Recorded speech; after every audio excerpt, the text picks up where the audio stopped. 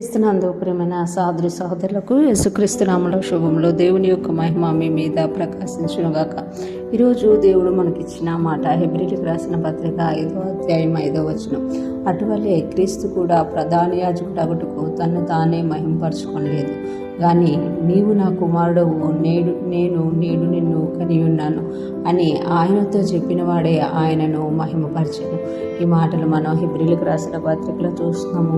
ఇక్కడ హెబ్రీ గ్రంథకర్త యేసయ్య యొక్క ప్రధాన యాజకత్వం గురించి తెలియజేస్తూ, అహరోను ప్రధాన యాజకత్వాన్ని గుర్తు చేస్తూ, యేసయ్య కూడా ప్రధాన యాజకుడు, ఆయన కూడా మన కొరకు తనను తానే అర్పించుకొని మన అతి పరిశుద్ధ స్థలంలో ప్రవేశించారు అని తెలియజేస్తూ, అటువలే క్రీస్తు కూడా ప్రధాన యాజకుడు అగుటకు తన్ను తానే మహింపరచుకోలేదు కానీ, అంటే ప్రధాన యాజకుడు అయ్యే ప్రతి వ్యక్తి కూడా తనను తాను మహింపరచుకోలేదు, దేవుడే వారిని మహింపరిచారు అని మనకి తెలియజేయబడుతుంది. అహరోనుని మొదటిసారి ప్రధాన యాజకుడిగా ఎన్నుకున్నప్పుడు అహరోనునికి ఏమేమి చేయాలి, ఎలాంటి వస్త్రాలు ధరింపచేయాలి, ఎలాగ అతన్ని అభిషేకించాలి, ఎలాగ అతన్ని ఆ యొక్క అతి పరిశుద్ధ స్థలంలో ప్రవేశించాలి, ఎలాగ అతడు అంటే అవన్నీ దేవుడే చెప్పారు. అదేవిధంగా యేసయ్య కూడా ప్రధాన యాజకుడిగా ఉన్నప్పుడు అటువలే క్రీస్తు కూడా ప్రధాన యాజకుడు అగుటకు తన్ను తానే మహింపరచుకోలేదు.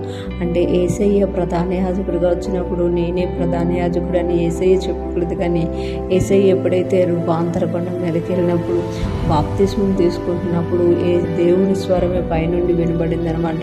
అదేంటి అని అంటే, కానీ నీవు నా కుమారుడు, నేను నిన్ను కనియున్నాను అని ఆయనతో చెప్పిన వాడే ఆయనను మహింపరచను. అంటే దేవుని యేసయ్య ఎప్పుడైతే దేవుడు చెప్పినట్టుగా, తండ్రి అయిన దేవుడు చెప్పినట్టుగా బాప్తిస్మంలోకి వెళ్ళినప్పుడు, రూపాంతర అనుభవంలోకి వెళ్ళినప్పుడు పైనుండి స్వరం విన్నట్టుగా మనం బైబిల్ గ్రంథంలో చూస్తామన్నమాట. ఇక్కడ చూస్తే ఎవరు కూడా వారిని వారే మహింపరచుకోరు, దేవుడే ప్రతి ఒక్కరిని మహింపరుస్తారు. అందులో యేసయ్యను కూడా దేవుడే మహింపరిచారు అని ఇక్కడ మనకి తెలియజేయబడుతుంది అనమాట.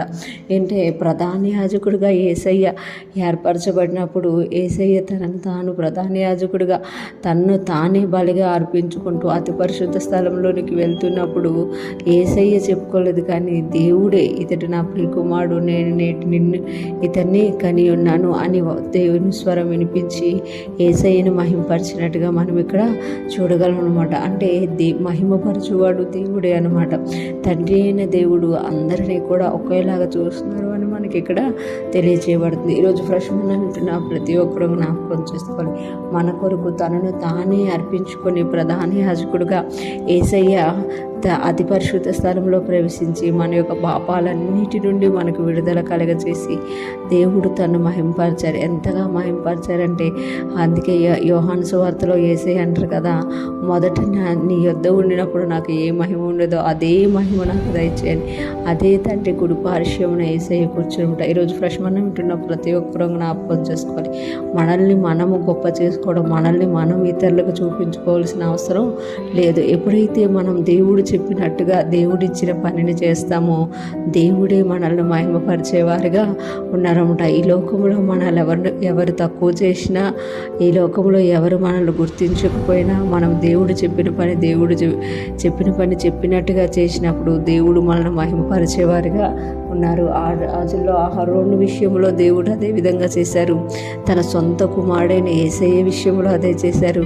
ఈరోజు దేవుడు నిన్ను నన్ను కూడా తన సొంత కుమారులుగానే ప్రేమిస్తుంది అనమాట. దేవుడు సమస్త మహిమ దేవునికే కలుగునుగాక. మనల్ని ప్రేమిస్తున్న దేవునికి మనం లోబడుతూ ఆయనకు మహిమకరంగాను ఈ లోకానికి ఆశీర్వాదకరంగాను ఉందుముగాక.